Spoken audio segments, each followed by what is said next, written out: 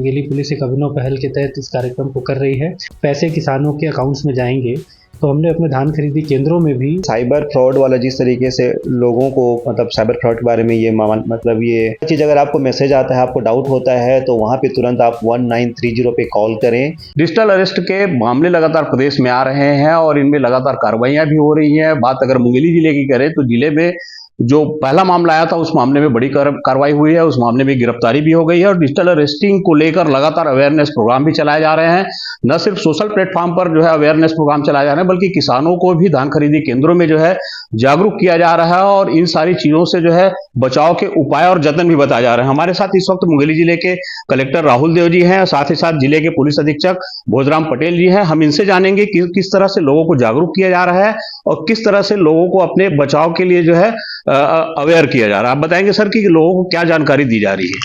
देखिए, cyber awareness आज की नीड ऑफ द आवर है और इस अभियान में न सिर्फ हमारा पुलिस विभाग जो लीड कर रहा है ऑफ कोर्स, बट इसके साथ साथ जो हमारे अन्य विभाग हैं, चाहे वो शिक्षा विभाग हो या हमारे जितने भी महाविद्यालय कॉलेजेस हों,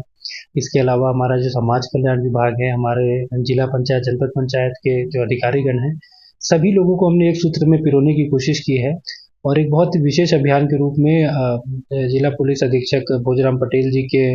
निर्देशन में और उनके डायरेक्ट सुपरविजन में मुंगेली पुलिस एक अभिनव पहल के तहत इस कार्यक्रम को कर रही है और उसमें पूरा सपोर्ट हमारे जितने भी प्रशासनिक विभाग है उनका भी है। साथ ही हमने अभी एक जो हमारे दिमाग में एक बात चर्चा के दौरान सामने आई वो ये थी कि अभी धान खरीदी हो रही है और बहुत बड़े तादाद में और बड़ी मात्रा में पैसे किसानों के अकाउंट्स में जाएंगे, तो हमने अपने धान खरीदी केंद्रों में भी हमारे जो लोग वहाँ पे काम कर रहे हैं उनको मुंगेली पुलिस के साथ समन्वय करके साइबर अवेयरनेस से रिलेटेड जो भी प्रोटोकॉल्स होते हैं उसके बारे में लोगों को जागरूक करने के लिए हम लोग वहाँ पर उस केंद्र का भी उपयोग कर रहे हैं, ताकि जितने भी हमारे किसान भाई हैं मेहनत का जो पैसा कमाते हैं धान उगा के,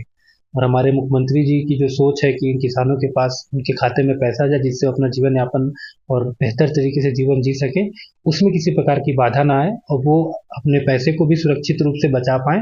और अपने आप को भी सुरक्षित रख पाएं। इस तरीके से हमारा जो है कार्यक्रम चल रहा है। वलसाड जिले के पुलिस अधीक्षक भी मौजूद है। सर, आप बताएंगे कि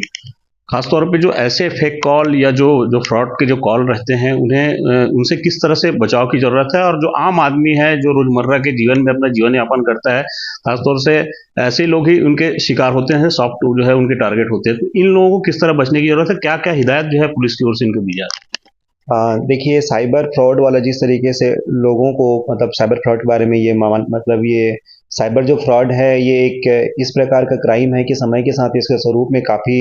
अलग अलग प्रकार के साइबर क्राइम देखने को मिलते हैं। लेकिन वर्तमान समय में जो साइबर क्राइम है काफ़ी एडवांस तरीके से हो रहा है। पहले जैसे किसी को फ़ोन करके ठगते थे या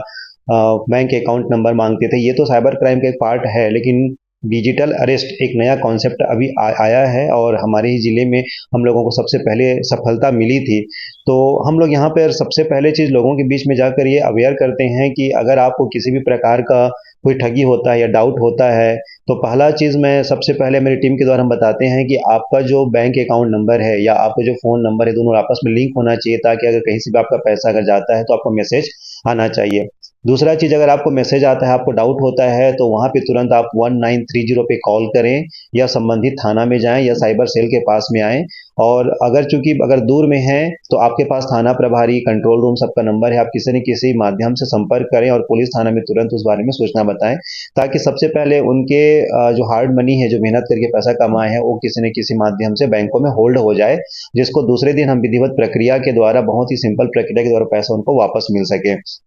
थर्ड चीज़, हम लोगों को इसमें अवेयर करने का प्रयास करते हैं कि यदि आप कहीं पे जा रहे हैं और कहीं इस प्रकार की आपको गतिविधि अपने आसपास भी शिकायत मिलती है तो उसकी शिकायत करनी है। लेकिन इस संबंध में हमारे जिले में एक सिस्टमैटिक प्रयास हुआ है। कलेक्टर साहब जी और जिला प्रशासन और जिला पंचायत, हम सब लोगों ने मिल करके, जैसे धान खरीदी स्टार्ट हुआ तो हम लोगों ने सबसे पहले अपने सारे जो धान खरीदी प्रभारी हैं प्रबंधन समिति है, सब लोगों का ट्रेनिंग रखा था, जिसमें एक पार्ट हम लोगों ने साइबर अवेयरनेस भी रखा था। दूसरा हमने कोटवारों का सम्मेलन मोर पहचान मोर सम्मान में रखा था, जहां पर कोटवारों को अवेयर किया, क्योंकि कोटवार और प्रबंधन समिति और जिला प्रशासन के कर्मचारी सभी धान खरीदी से जुड़े हुए हैं। फिर अभी हम लोगों की पुलिस, हम लोग अब मंडी जहाँ पे धान खरीदी जा रहे हैं वहां और बैंकों के पास जा रहे हैं, ताकि उन लोगों को हम लोग अवेयर करें, क्योंकि हमारे यहाँ युवा किसानों की संख्या बहुत ज्यादा है, तो उनकी हार्ड मनी को कोई ठग ना पाए, और अगर कोई शिकार हो भी जाता है तो उसमें घबराने की जरूरत नहीं, उसका भी उपाय है, लेकिन टाइमिंग का महत्व है। हमारे सुधीर दर्शकों को सरल भाषा में अगर आप समझाना चाहें,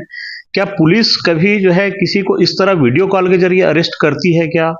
हमारे माध्यम से आप लोगों को ये बताएं कि पुलिस जो है कभी भी शायद इस तरह से अरेस्टिंग नहीं करती है, तो जब ऐसे कोई कॉल आए जो है तो उसको किस तरह जवाब देना है, किस तरह से उससे दूरी बनानी? अगर मान लीजिए सबसे पहले आपको, अगर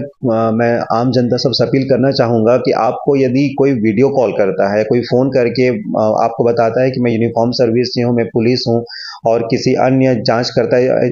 किसी अन्य संस्था का नाम भी लेता है, तो सबसे पहले यदि इस प्रकार का कॉल आता है, चाहे वीडियो कॉल आता है, सबसे पहले आप थाना में आइए, और थाना में भी नहीं आता है, अब नहीं, अगर दिक्कत आने में, तो आप कंट्रोल रूम या एसपी से लेकर के सभी का सीयूजी नंबर है, आप उस पर फ़ोन करिए, और फ़ोन करके वहाँ पे बताइए कि मुझे इस प्रकार का कॉल आया है, ताकि हम लोग उसको पहले वेरीफाई करें कि वो कॉल कहाँ से आया है और फेक कॉल है या रियल कॉल है। अगर वीडियो कॉल वहाँ पे आता है, और अगर आपको कोई वीडियो कॉल से ब्लैकमेलिंग कर रहा है और आपको किसी पैसे या किसी चीज़ की डिमांड कर रहा है और आपके परिवारजनों को लेके कोई बात कर रहा है, तो ऐसा कभी नहीं होगा। अगर इस प्रकार की, अगर मान ली जाए कहीं दूर में अगर कोई घटना घट गई है, तो सबसे पहले अगर मान ली जाए कि आप नियर एंड डियर कहीं बाहर में है और वहाँ पे कोई घटना घट जाती है, तो उसकी सूचना संबंधी जिला प्रशासन या पुलिस या थाना में ही पहले आता है। डायरेक्ट अगर आपको कोई संपर्क कर रहा है तो वो ना, उस पर तुरंत विश्वास नहीं करना है, वो एक शक के घेरे में आएगा। तो अगर इस प्रकार आपके साथ कोई पुलिस वाला बन करके या कोई भी करता है, तो आप तुरंत आइए थाने में,